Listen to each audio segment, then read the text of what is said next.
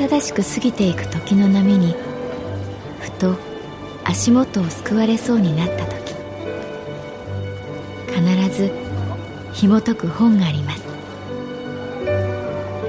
その本にはある女性の人生が描かれています。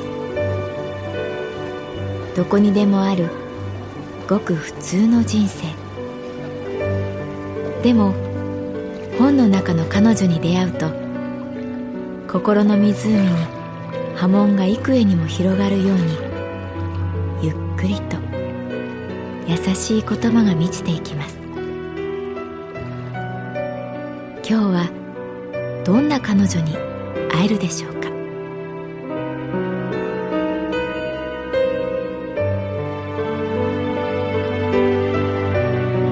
サウンドライブラリー、世界に一つだけの本。朗読は私木村多江がお送りいたします。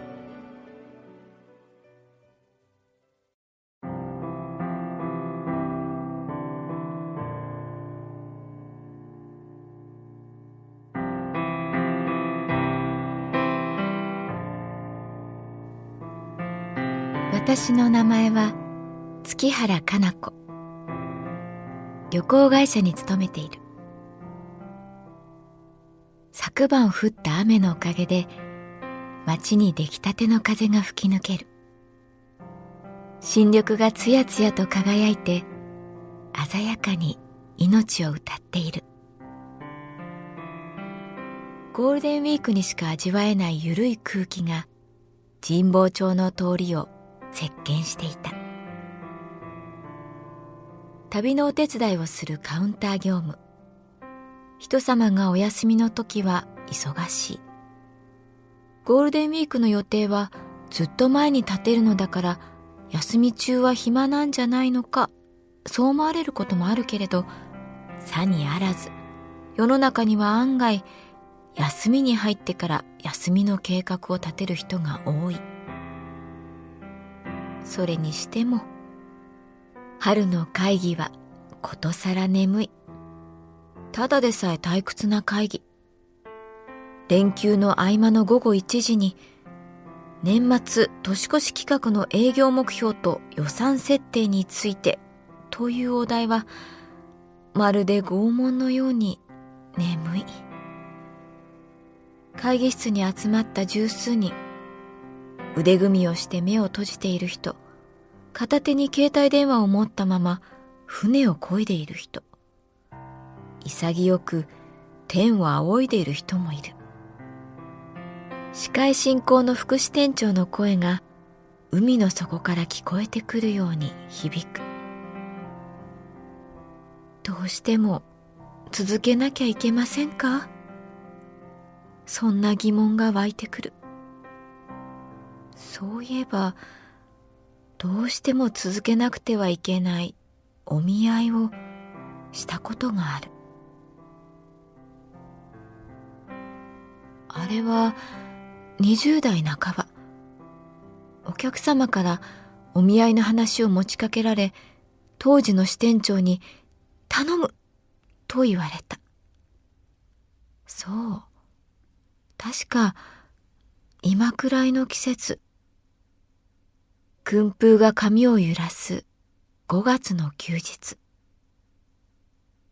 私は都内のホテルに慣れない着物を着て向かった。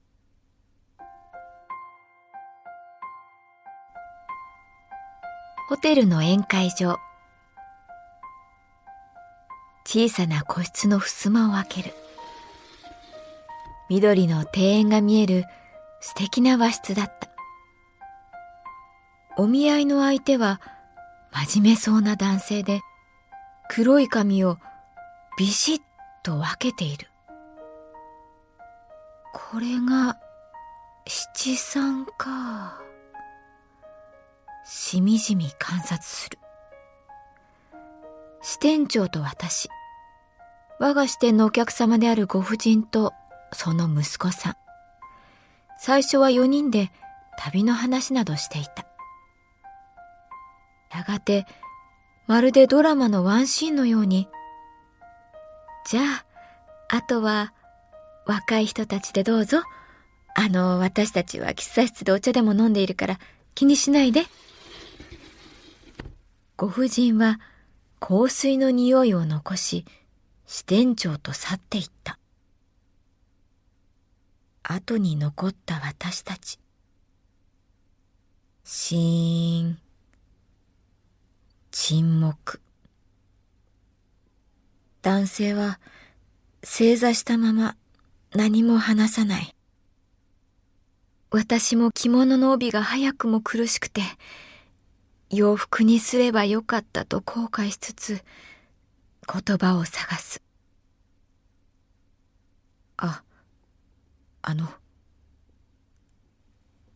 男性が言う。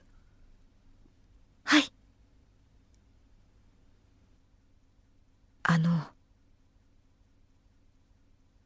そこでまた沈黙。シーン。しばらくしてまた、はい。沈黙。まるで冷蔵庫のモーター音のように、時々、を繰り返す男性。私は胸が苦しくて、言葉を探すのを放棄した。心でつぶやき続ける。これ、続けなくちゃいけませんか？それを見透かしたように、彼がこう言った。すみません。少なくとも40分くらいは、ここにいてもらっていいですか？もう帰りたくなってると思いますが、母の顔を立てると思って。私たちは将棋を指さない将棋指しのように向き合ったまま、沈黙という名の海を泳いだ。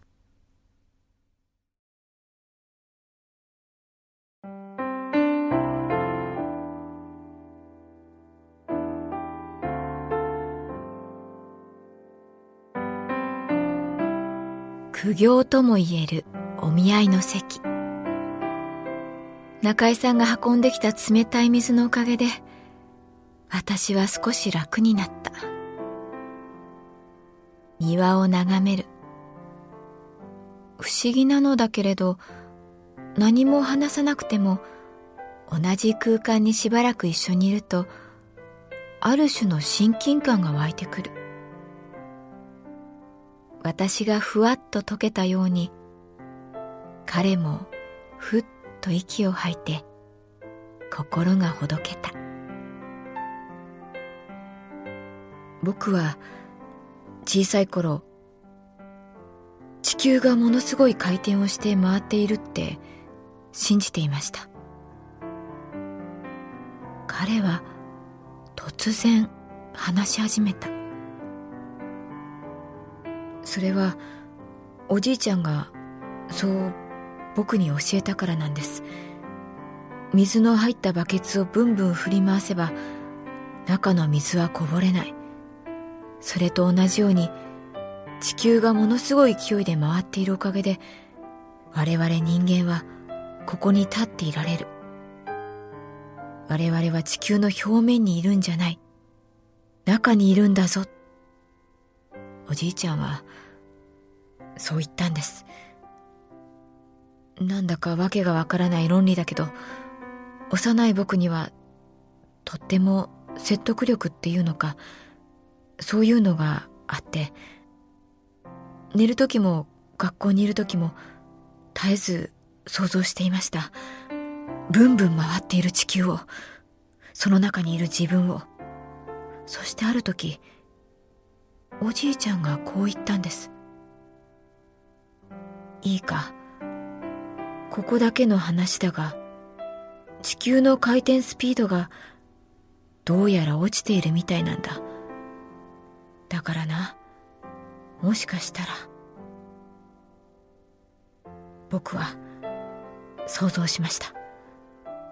バケツの水が落ちるように僕らも宇宙に放り出される。これはとんでもなく恐怖でした。どうしたらいいの？おじいちゃんに聞いても、いや、これはもう仕方ないことなんだ。残念ながら。その時のおじいちゃんの苦渋に満ちたシワだらけの顔、今でも覚えています。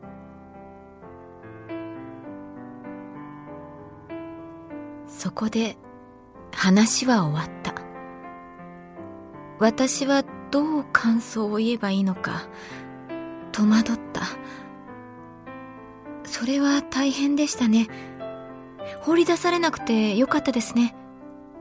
確かに回転スピードは落ちているような気がします。どれも違うような気がして、また沈黙。シーン。帰るとき、支店長に聞かれた。どんな話で盛り上がったんだ？私は答えた。バケツの水。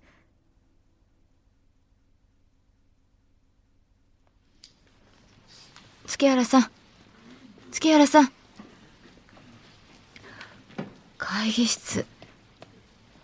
隣の席の男性が私を呼ぶ。もう会議終わりましたよ。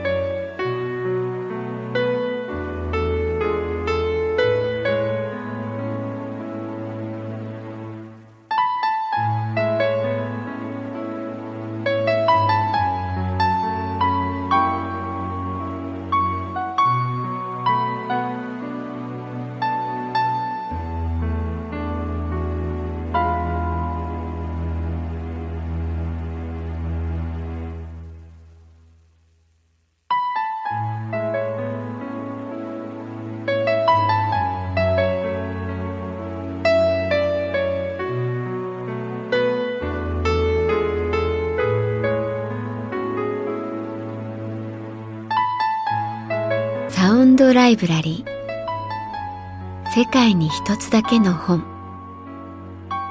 作北坂雅人。演出広島聡。